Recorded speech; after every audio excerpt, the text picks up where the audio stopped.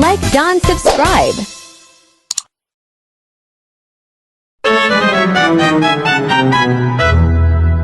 Hari ini, saya mau bahas hubungan dagang dan investasi antara Uni Eropa dan Jepang. Dua pihak yang punya sejarah panjang di dunia otomotif. Mari kita bahas sesuatu yang besar yang terjadi di dunia mobil, khususnya mobil listrik.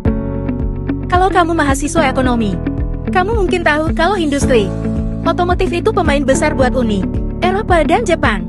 Tapi apa jadinya kalau raksasa-raksasa ini bekerja sama?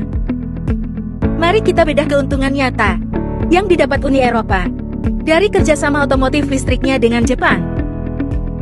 Pertama, sedikit latar belakang. Baik Uni Eropa maupun Jepang adalah rumah bagi beberapa produsen mobil paling kuat di dunia. Pikirkan Volkswagen, BMW dan Mercedes dari Eropa, Toyota, Honda, dan Nissan dari Jepang. Menurut organisasi internasional produsen kendaraan bermotor, Jepang menempati peringkat ketiga secara keseluruhan dalam produksi mobil global, tepat setelah Tiongkok dan Amerika Serikat. Sementara Jerman memimpin untuk Uni Eropa dan menempati posisi keempat secara global. Breakthrough 0.5s. Jadi ketika kekuatan-kekuatan ini berkolaborasi, pasti akan ada perubahan besar. Mari kita lihat pasar mobil Jepang. Selama dekade terakhir, pasar mobil tahunan Jepang cukup stabil. Tapi ini yang menarik. Pangsa kendaraan listrik terus meningkat, terutama setelah tahun 2021. Pada tahun 2023, penjualan kendaraan listrik di Jepang tumbuh hampir 50 dibandingkan tahun sebelumnya. Itu peluang besar bagi perusahaan-perusahaan Eropa yang berfokus pada teknologi dan komponen mobil listrik.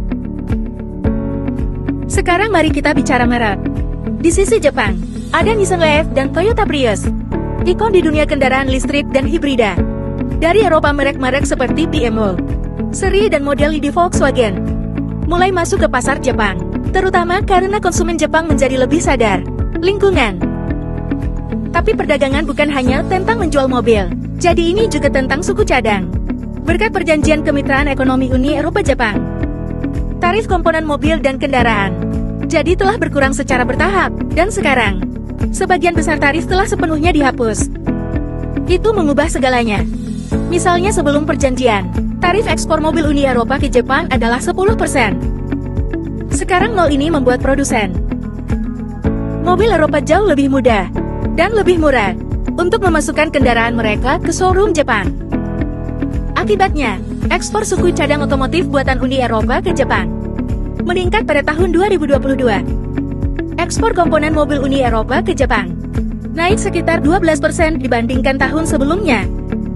Itu berarti lebih banyak bisnis untuk pemasok Eropa, lebih banyak pekerjaan Jesia, dan lebih banyak inovasi di kedua belah pihak. Jadi intinya apa? Dengan bermitra dengan Jepang, Uni Eropa mendapatkan akses yang lebih baik ke salah satu pasar kendaraan listrik paling maju dan berkembang pesat di dunia. Mereka memangkas biaya, meningkatkan ekspor, dan dapat berbagi teknologi canggih. Bagi mahasiswa seperti kita, ini adalah contoh nyata bagaimana kebijakan perdagangan yang cerdas dan kemitraan internasional dapat membantu seluruh industri berkembang. Tapi jujur aja, transisi ke EV itu nggak mulus buat semua orang. Produsen mobil Eropa yang dulunya raja mesin pembakaran, tiba-tiba harus bersaing ketat secara global. Jepang dengan warisan inovasinya, sebenarnya agak ketinggalan di mobilitas listrik. Tapi perusahaan-perusahaannya sekarang lagi gencar berinvestasi di R&D dan mencari kemitraan, terutama karena kedua belah pihak merasakan tekanan dari pesatnya kenaikan EV Cina. Tekanan itu mendorong Uni Eropa untuk mempertimbangkan tarif baru pada kendaraan listrik impor, berharap bisa melindungi pekerjaan dan teknologi lokal. Sementara itu, Jepang lagi berjuang keras untuk merebut kembali keunggulannya, berinvestasi di pabrik-pabrik Eropa, pabrik baterai, dan usaha patungan. Harta karun yang sebenarnya di sini. Kolaborasi aliansi strategis, penelitian bersama, dan terobosan teknologi bersama. Semuanya mungkin terjadi. Tentu saja tidak semuanya peluang. Perbedaan peraturan dan standar teknis bisa memperlambat segalanya, dan pembicaraan tentang tarif bikin investor gugup. Ada juga tantangan besar untuk mengamankan bahan-bahan baterai yang berharga. Itu bukan hal mudah dengan rantai pasokan global yang kompleks. Tapi intinya ini, Masa depan perdagangan Uni Eropa Jepang di sektor 4 tidak akan ditentukan oleh persaingan, tapi oleh seberapa baik mereka bisa bekerja sama.